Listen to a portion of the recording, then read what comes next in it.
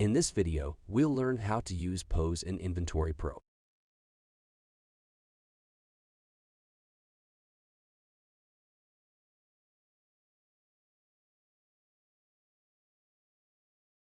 First, click on the Cell tab on the sidebar, then click POS. For the first time, you may need to open a cash register. By the way, let's explore this. Use this button to expand the window to your screen. Here you see the keyboard shortcuts note when I hover the icon. We can simply scan the barcode or search for the product name here.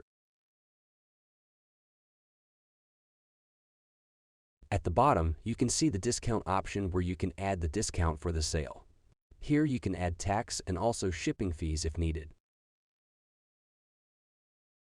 Alright, now for the checkout, we have multiple options. You can add payment with cash card or credit sale.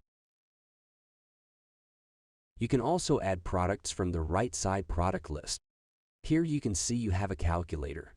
And the next one is the register details where you see all the transactions in one place.